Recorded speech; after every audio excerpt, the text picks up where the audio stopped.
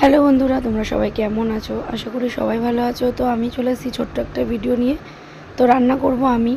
বোন সব কিছু, বোন একটুখানি একটা জায়গায় গেছিলো, তো কেটে কুটে টুকটাক সব গুছিয়ে নিয়েছি। পমফ্রেট মাছের আজকে ঝাল, আর এদিকে হচ্ছে লাল শাক, লাল শাকও বলা যায়, নোটা শাকও বলা যায়, আর শাপলা। শাপলা তো আমাদের বাড়ির নিয়ম যে দশমীর আগে অবধি, মানে মা দুর্গা জলে চলে গেলে আমাদের বাড়িতে আর কেউ শাপলা খায় না, আর মনসা পুজোর পর থেকে খেতে হয়। তো যেগুলো নিয়ম হয়ে এসছে সেগুলোই মানতে হয়।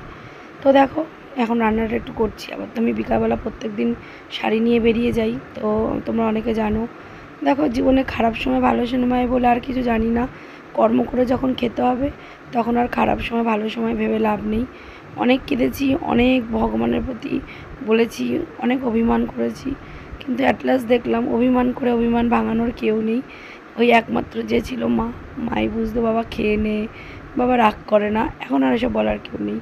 কেন, বেঁচে থাকাটাই অনেক বড় জীবনের লড়াই। তো আমি নিজে মা হয়েছি, আমার সন্তানকে খাওয়ানো বড় করার জন্য আমাকেই লড়তে হবে। হ্যাঁ, আমার সন্তানের বাবা আছে, কিন্তু সে যতটুকুনি পারে করে। আমি তাকে কোনো দিনই প্রেশার দিই না, আর আমি তার কাছে কিছু জীবনে চাইও নি। আর আগামীকালও চাইবো কি না তার ঠিক নেই, কেন আমি 7 বছর এবার পূর্ণ হয়ে 8-এ পড়ে যাব, কোনো দিন কিছু চাইনি। তাও আমি নাকি ভালো বউ হতে পারিনি। যাই হোক, আমি ভালো বউ না হতে পারি, ভালো মা আমাকে হতেই হবে। আমি কেন ভালো বউ হতে পারিনি বলো তো?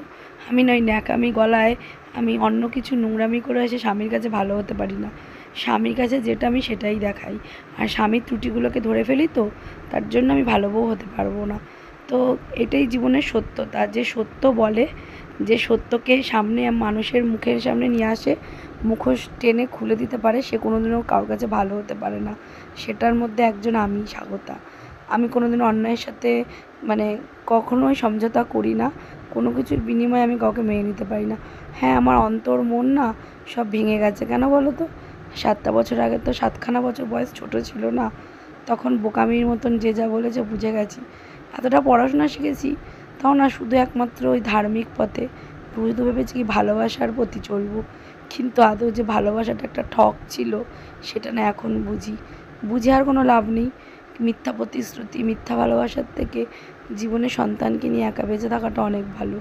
তা বলে কি আমি আমার স্বামীর সাথে থাকি না? থাকি, কিন্তু তার কাছে আমি আমার জীবনের কোনো কিছুই মূল্যবোধ, কোনো কিছুই তাকে আমি জানাই না। কিন্তু তার কোনো অন্যায়কে দেখলে পরে প্রতিবাদ আমি করি। এই প্রতিবাদটা করা আমি কখনো ছাড়িনি। যাই হোক, সবার সামনে ভিডিওটা ছাড়লাম, আর তোমাদের সাথে ফিরবো আস্তে আস্তে ভিডিওতে। তো চলো, সবাই ভালো থেকো, সুস্থ থেকো। ভিডিওটা এইটুকুনিই ছিল। ভালো লাগলে অবশ্যই একটা লাইক করো। চলো, টাটা।